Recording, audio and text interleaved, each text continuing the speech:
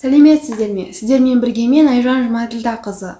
Бүгінгі тақырыбымыз лактостаз туралы айтатын боламын. Ең алдымен каналдың дамуы үшін каналға жазылып, лайк басып, комментарий қалдыруды ұмытпаңыз. Ауырсыну, қатаю және омыраудағы ауырсыну. Дәл осы белгілер омырау сүтінің тұрып қалуы, яғни застой. Егер дәл уақытында әрекет жасамаса, температура көтеріліп, тері қызарып бастайды. Ең алдымен лактостаздың қалай пайда болатынын айтпас бұрын, оның психосоматикасын, лактостаз жағдайындағы ананың миына шолу жасағым келеді. Неге сізде омырау сүтіңіз қатып, тұрып қалып жатыр? Ең бірінші себебі, сіз өзіңізге шектен тыс жауапкершілік алып қойдыңыз. Шамадан тыс аналық махаббат пен өзіңіз көтере алмайтын балаға деген жауапкершілік. Өтініш, құрметті ана, дәл осы жерден тоқтатып, миыңыздағы қорқынышты, жауапкершілікті босатыңыз. Өзіңіздің әлсіз екеніңізді мойындап, бала күтімін отбасы мүшелерімен бөлісіңіз. Бұл менің қазір немесе кеше ғана шығарған әңгімем емес.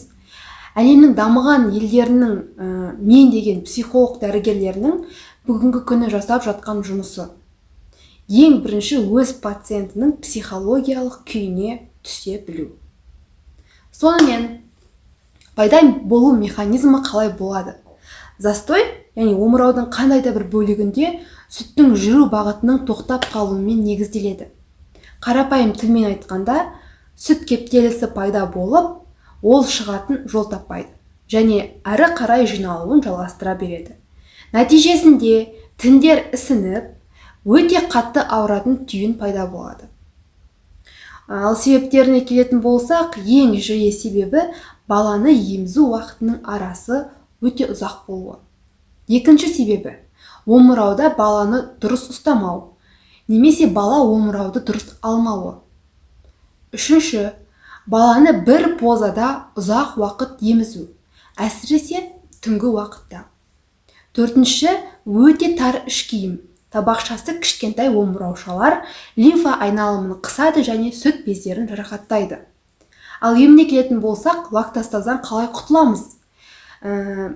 Қайсы омырауыңызда застой болып жатыр, дәл сол омырауыңызбен баланы жиі емізесіз. Мүмкіндігінше өте жиі.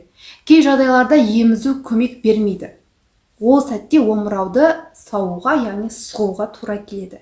Егер температураңыз жоқ болса, немесе енді ғана пайда болған болса, омырауға 5 минут көлемде жылы жаялық шашық қойыңыз, немесе жылы душ қабылдаңыз. Бұл сүттің өз келуін жақсартып, оңай сауға көмекші болады. Егер температураңыз бар болса, омырауды жылытуға болмайды. Бұл қабынудың тез дамуына алып келеді. Омырауды айналдыра отырып, жайлап, массаж жасай отырып сығамыз. Сүтті мүмкіндігінше қатты түйінді аймақтан мүмкін болса қолмен сауып алған жөн. Сүт сауғыштар көбінесе түйінді жерге бар ғой, сол жерге күші жетпейді, немесе өзі жетпей қалады. Кейін 5-10 минутқа салқын компресс қоясыз, киімнің үстінен қоясыз. Ол тіндердің ісінуін болдырмау үшін. Дәл осындай кезекпен қайталап жасасаңыз, лактостазды жою өте жеңіл.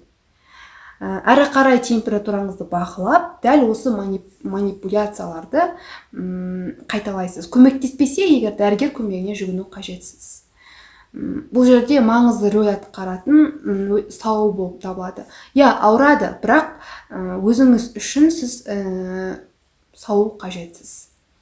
Сонымен сіздермен бірге болған мен Айжан Жұмаділдақызы. Егер тақырып ұнаған болатын болса, лайк қойып, комментарий қалдыруды ұмытпаңыз.